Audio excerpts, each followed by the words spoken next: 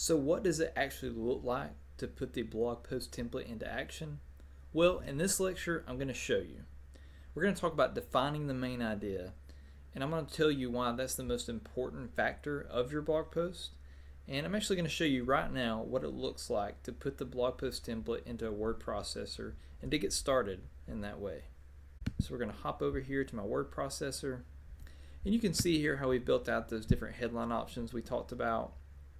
You know, the 5 secrets of all great leaders, 5 qualities of a great leader, that kind of thing. Well, the next section that I put in my blog post template is my main idea, and that's what we're going to talk about in this lecture. But I also leave space for the nutshell paragraph we talked about, and then I'll leave a section for supportive points that we'll build out in a later lecture, and then I also have a section for the closing paragraph and the call to action. But like I said, for this lecture we're going to talk about developing and defining the main idea and why that is so important. So let's hop back over to the slides and let's talk about defining the main idea. So defining the main idea is so important. In fact, it's the most important factor of any blog post is that it is clear. And so for your blog post to be crystal clear, you must be crystal clear on the main idea of your blog post. You only need one for each blog post. Of course, you're going to have several points that will help you make, your case, will help you establish a case for your main idea, for your main point. But you only need one big main idea. As human beings, we can only take in so much information. We only can consume it and actually digest so much information. And for a blog post, you only need one really good, really powerful, really strong main idea.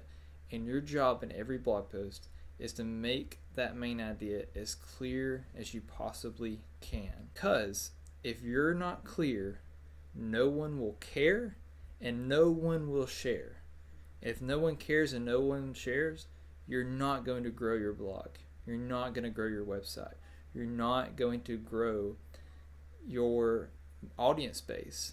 Because if you're not clear, people are not going to care about what you're writing about, because they're not going to understand it. And so they can't get behind you. They can't get behind your ideas. You may be really passionate, but if you can't communicate clearly, then you're not going to go anywhere with your blog.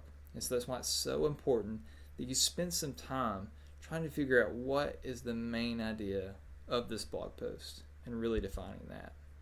So the question I would ask you is, how would you explain it to an 8-year-old? Because that's your job.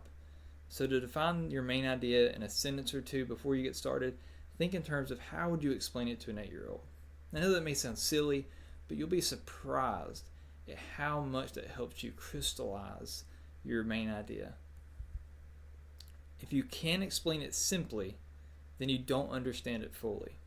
There's so much power in that statement. If you can't explain it simply, then you don't understand it fully. So if you can't explain it simply, if you can't explain it like you would to an 8-year-old, you need to do some more research. You need to spend some more time figuring out, the research and the facts and the things that you need to support your article. You need to go find that stuff. You may need to dig. You may need to read. You may need to watch some documentaries. You may need to talk to some people.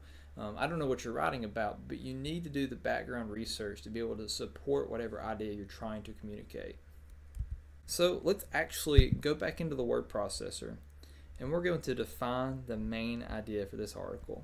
And so one thing that will really help you is if you have a few drafts for your headline options, is to go off of that. And so like I said, we have here the 5 secrets of all great leaders, 5 qualities of a great leader, 5 things that can make you a better leader. And so I've been in this niche for a little while, and so I think I have a decent idea of what we could do here. And so I'm just going to type out something that could be our main idea. And so I think the main idea for this test article we're going to do in this lecture, in this course, is becoming a better leader occurs by making a commitment to perform small actions, small but meaningful actions